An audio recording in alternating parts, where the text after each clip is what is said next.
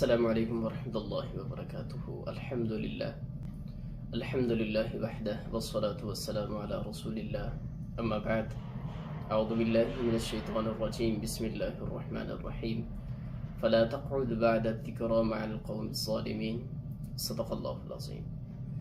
قال النبی صلی اللہ علیہ وسلم، من تشبہ بقوم فهو منہم، او کما قال علیہ الصلاة والسلام۔ ناظرین و سامعین، قرآن مجید فرقان حمید کی ایک آیت کا ایک ٹکڑا اور مسند احمد کی ایک حدیث آپ کے سامنے تلاوت کی ہے۔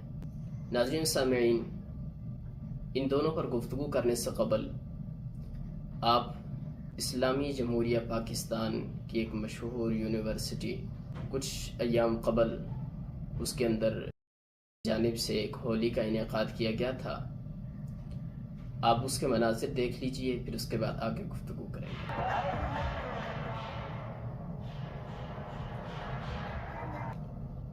جی ہاں ناظرین، یہ تھے وہ مناظر کہ جو اسلامی جمہوریہ پاکستان کہ جو اسلام کے نام پر یہ ملک وجود میں آیا، اس کے اندر ایک عظیم یونیورسٹی، قائد اعظم یونیورسٹی، اس کے اندر یہ مناظر تھے۔ ناظرین سامعین، میں اور آپ مسلم ہیں، آپ بھی جانتے ہیں اور میں بھی جانتا ہوں۔ ہمارا تعلق دین اسلام سے ہے، ایک ایسے دین سے ہے کہ جس پر ہمیں فخر ہے الحمدللہ، اور اللہ رب العالمین کی جانب سے ہمارے اوپر ایک بہت بڑی نعمت ہے۔ لیکن اس وقت امت مسلمہ اور بالخصوص یہ ملک پاکستان کی جو نسل ہے، یہ بے روی کا شکار ہو چکی ہے، بے حیائی کا شکار ہو چکی ہے۔ آپ نے یہ مناظر دیکھے، آپ کو بڑا عجیب لگا ہوگا۔ اللہ کے نبی صلی اللہ علیہ وسلم اور قرآن مجید فرقان حمید کی واضح تعلیمات ہیں کہ ہمارے مشرکین کے ساتھ، یہود کے ساتھ، ہنود کے ساتھ، ہندو کے ساتھ کس طرح کے تعلقات ہونے چاہیے اور کس حد تک ہمیں قرآن مجید فرقان حمید اس کی اجازت دیتا ہے۔ قرآن مجید فرقان حمید کی یہ جو آیت ہے جس کا میں نے ایک ٹکڑا آپ کے سامنے تلاوت کیا، اعوذ باللہ من الشیطان الرجیم، فلا تقعد بعد الذکری مع القوم الظالمین۔ بس نبی صلی اللہ علیہ وسلم، آپ مت بیٹھیے ظالموں کے ساتھ، بعد الذکر، ذکر کے بعد۔ مطلب کیا ہوا ذکر کے بعد؟ یعنی کہ جن چیزوں کا ذکر اللہ رب العالمین نے قرآن میں کر دیا، جن چیزوں سے منع کیا، وہ جو منہیات ہیں، ان کے ذکر ہونے کے بعد آپ ظالموں کے ساتھ مت بیٹھیں۔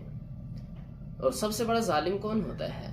آپ جانتے ہوں گے، خود قرآن کہتا ہے ان الشرک لظلم عظیم، شرک سب سے بڑا کیا ہے؟ ظلم ہے۔ تو مشرکین جو ہیں، جو شرک کرنے والے ہیں، وہ سب سے بڑے ظالم ٹھہرے۔ تو ہمیں مشرکین کے ساتھ بیٹھنے میں قرآن مجید فرقان حمید کی جانب سے کسی قسم کی کوئی اجازت نہیں۔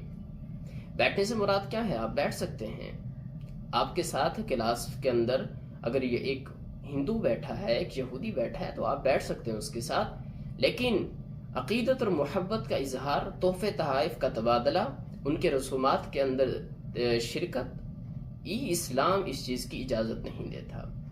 لیکن میں اور آپ سب کچھ کر بیٹھتے ہیں، اس وجہ سے کہ ہم نام کے مسلمان ہیں، ہمیں تو دینی اسلام کی جو تعلیمات ہیں اس کا علم بھی نہیں، اگر علم ہے بھی تو ہم ان سے انحراف کرنے والے ہیں۔ اور اس وقت یہود اور ہنود کا جو نظام ہے، جو مغربیت کا جو نظام ہے، ہم اس سے کیا ہیں؟ مرعوب ہیں۔ اور اسی طرح اللہ کے نبی صلی اللہ علیہ وسلم، ان کی یہ حدیث، من تشبہ بقوم فہو منہم، کہ جو شخص جس قوم سے مشابہت رکھے گا، فہو منہم، پس وہ انہی میں سے ہوگا۔ تو مشابہت سے مطلب یہ ہے کہ آپ کا لباس، آپ کا طور و طوار، آپ کا اٹھنا بیٹھنا، آپ کے رسومات، آپ کا چلنا پھرنا، آپ کی زندگی کا ایک ایک معاملہ وہ دشمن کے ساتھ، وہ مشرکین کے ساتھ، وہ ہنود اور یہود کے ساتھ مشابہت نہ رکھتا ہو۔ اس لیے کہ دین اسلام خود ایک مکمل ضابطہ حیات ہے، اس کا مکمل ایک نظام ہے۔ اللہ کے نبی صلی اللہ علیہ وسلم نے چھوٹی سی چھوٹی چیز سے لے کر بڑی سے بڑی چیز تک ایک ایک چیز کی وضاحت فرما دی۔ اب ایک حدیث کے اندر اللہ کے نبی صلی اللہ علیہ وسلم نے ایک صحابی کو مخاطب کرتے ہوئے یہاں تک ارشاد فرمایا، ان هذه من ثياب الكفار فلا تلبسها۔ صحابی کو کیا کہا کہ یہ جو آپ کے کپڑے ہیں، یہ کفار کے کپڑوں میں سے ہیں، یعنی ان کے ساتھ مشابہت رکھتے ہیں. فلا تلبسها، تو آپ انہیں مت پہنیے. یہ بھی مسلم کی حدیث تھی. تو لہٰذا مجھے اور آپ کو کسی طرح سے بھی اپنے افکار کے اندر، اپنے اعتقاد کے اندر، اپنے لباس کے اندر، اپنے طور و تبار کے اندر حنود اور جہود اور کسی بھی مشرک کے ساتھ ہمیں مشابہت نہیں کرنی. ہم اللہ رب العالمین سے دعا گو ہیں کہ اللہ رب العالمین مجھے اور آپ کو قرآن اور حدیث کا صحیح فہم نصیب فرمائے. وما علینا الا البلاغ المبین.